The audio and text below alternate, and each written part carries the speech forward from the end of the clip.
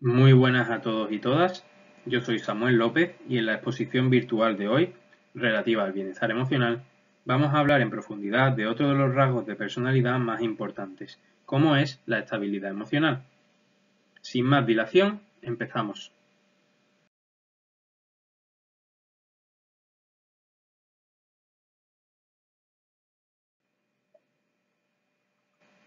Este es el índice de hoy. En el menú tenemos una introducción referente a la estabilidad emocional. Luego haremos una distinción entre lo que es neuroticismo y lo que se entiende por psicoticismo. Después de eso veremos las características principales que suelen presentar las personas estables emocionalmente y las que suelen presentar las personas inestables. A continuación expondremos un par de casos prácticos y recomendaremos un vídeo explicativo sobre el neuroticismo. Por último, extraeremos varias conclusiones acerca de la estabilidad emocional.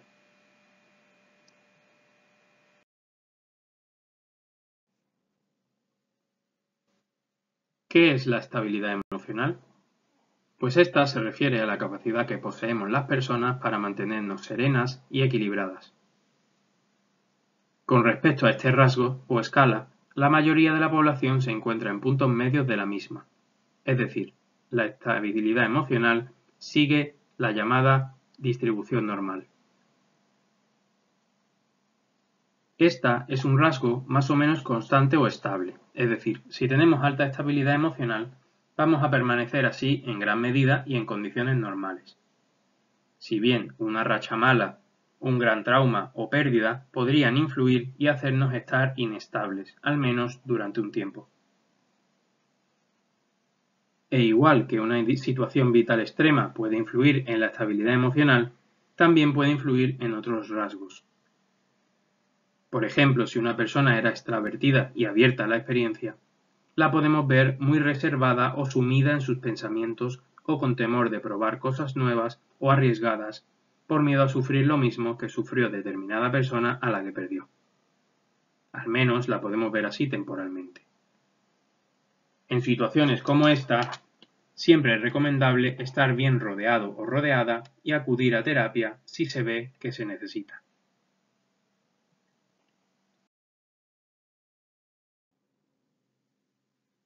Es importante aclarar qué se entiende por neuroticismo, qué se entiende por psicoticismo y, por tanto, diferenciar un concepto del otro.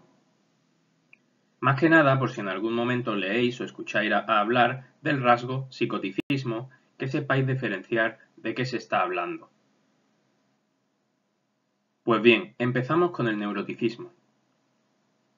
Este término es sinónimo de inestabilidad emocional, es decir, una persona neurótica o con alto neuroticismo es una persona inestable emocionalmente, mientras que una persona con bajo nivel de neuroticismo sería aquella que goza de estabilidad emocional.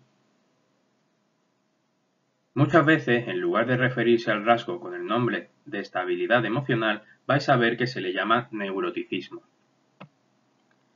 Esta palabra procede de neurosis, que como dice la Real Academia Española, es una enfermedad del sistema nervioso caracterizada principalmente por inestabilidad emocional. Es por ello que muchas veces se usa la expresión estar neurótico o neurótica como sinónima de estar histérico o histérica, ya se use correcta o incorrectamente, ya que porque una persona de forma aislada o infrecuente presente un brote o ataque de ira, por ejemplo, no podemos concluir que ese individuo es neurótico o histérico en su día a día. Refiriéndonos ya al psicoticismo, tenemos que este es un patrón de personalidad cuyas características más comunes son la agresividad, un bajo nivel de empatía y alta hostilidad con los demás. Además, suelen ser personas frías, egocéntricas e irresponsables, a la vez que creativas, originales, críticas, realistas y competitivas. El psicoticismo es uno de los rasgos enunciados por el psicólogo Hans Eysenck en su modelo PEN o PEN, siglas de psicoticismo, extraversión y neuroticismo. La mayor parte de la población, según Eysenck, se encuentra en niveles de psicoticismo moderado, habiendo poca gente muy por debajo o muy por encima en cuyos extremos podrían surgir trastornos mentales. A su vez, no es lo mismo psicoticismo que psicosis. Es decir, una persona con psicoticismo alto podría acabar presentando o sufriendo psicosis o episodios psicóticos debido a esa deficiente conexión con la realidad o la sociedad, pero no tiene por qué.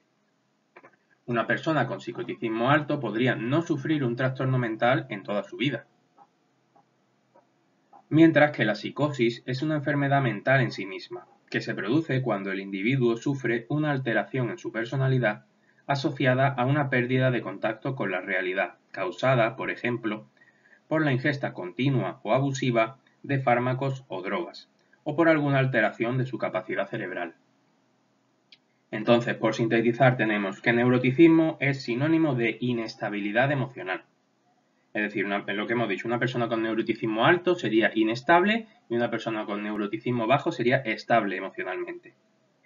Y luego hay que diferenciar el psicoticismo de la psicosis, es decir, el psicoticismo es un rasgo de personalidad y la psicosis es un trastorno mental. Si bien un psicoticismo alto, como hemos dicho, podría mostrar propensión a psicosis.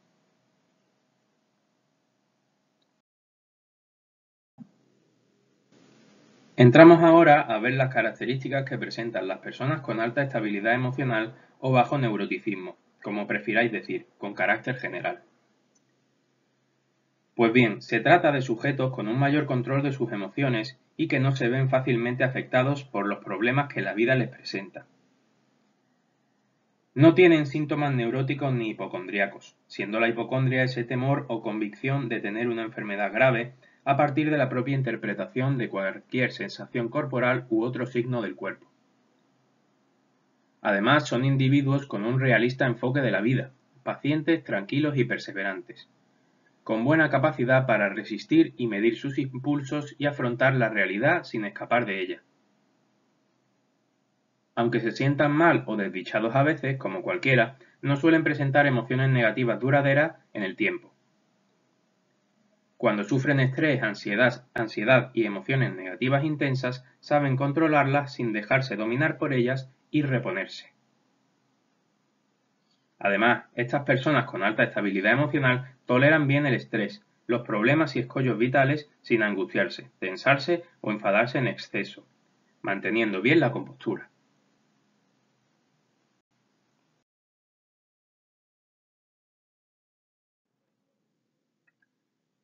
Y ahora vamos a hablar de las características que definen de forma general a las personas con baja estabilidad emocional o con altos niveles de neuroticismo.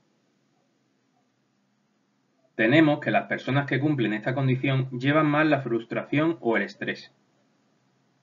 No funcionan de manera óptima cuando sus vidas se tuercen y ante los inconvenientes o reveses de la vida diaria reaccionan con inestabilidad y fuertes emociones negativas, es decir, tristeza, ansiedad, culpabilidad, etc. Suelen evadir y negar la realidad y presentar fobias, problemas de ansiedad, alteraciones del sueño o síntomas somáticos como dolores de cabeza, tics nerviosos, diarreas o similares. Además, pueden sentirse abrumadas o sobrepasadas por las dificultades, el estrés o la toma de decisiones. Los individuos con alto neuroticismo tienen mayor probabilidad de ver los sucesos cotidianos como amenazantes y las pequeñas frustraciones como muy difíciles, imposibles o catastróficas, y sus emociones negativas suelen perdurar bastante tiempo.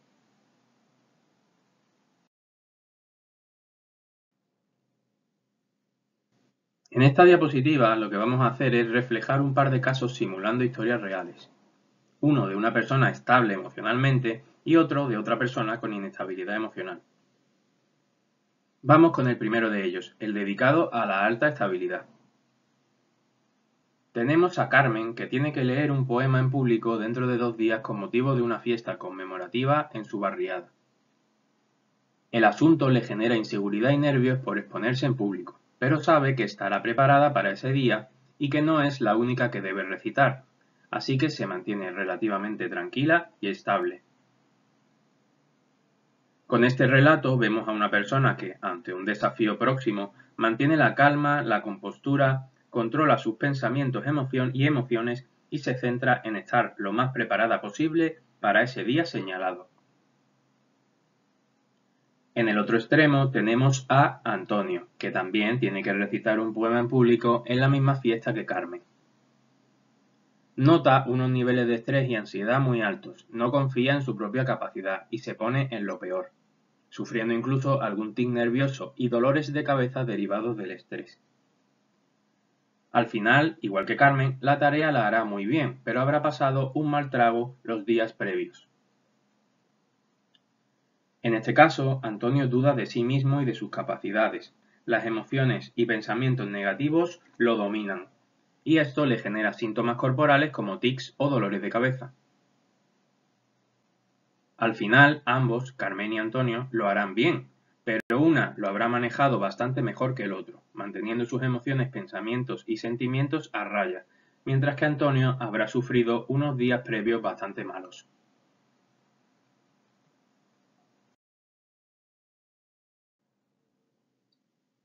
Ha llegado ahora el momento de recomendar un vídeo acerca de la temática que hoy nos ocupa.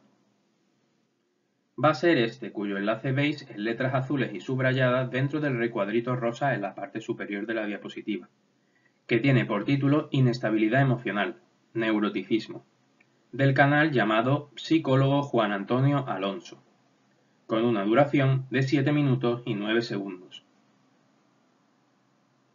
¿Qué se nos cuenta en esos 7 minutos?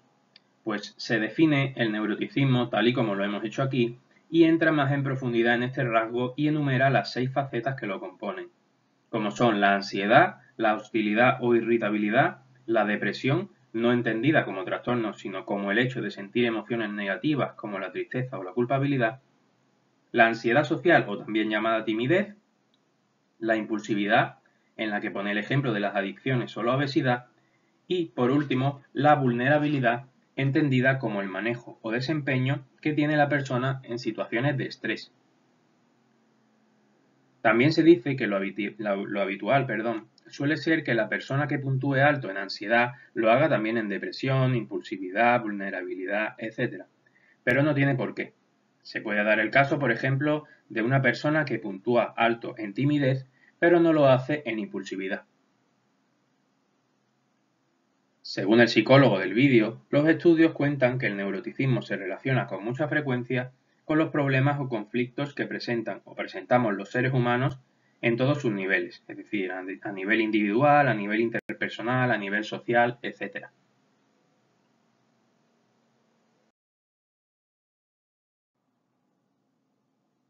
Ya vamos camino del final de esta presentación, pero antes de eso vamos a sacar algunas conclusiones sobre la estabilidad emocional.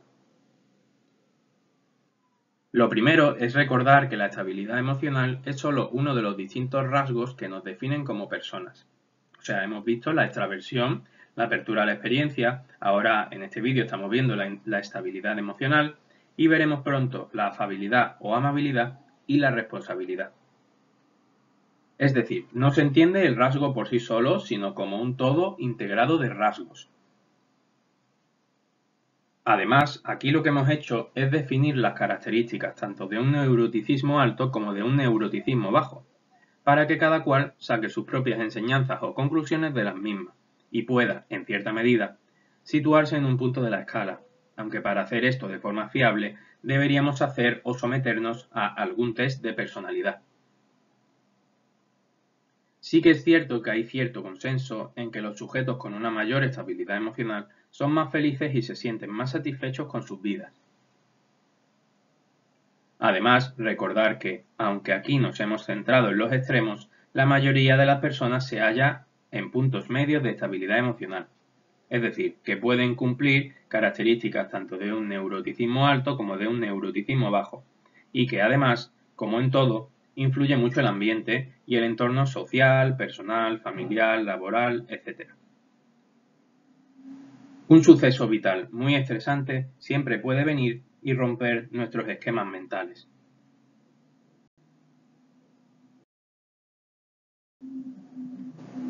Y terminamos esta exposición en este punto, como siempre, decir que espero que os haya resultado útil, clara, comprensible y sencilla.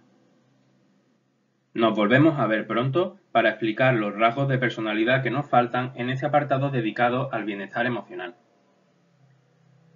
Nada más por mi parte, un saludo y muchas gracias a todos y a todas. Hasta la próxima.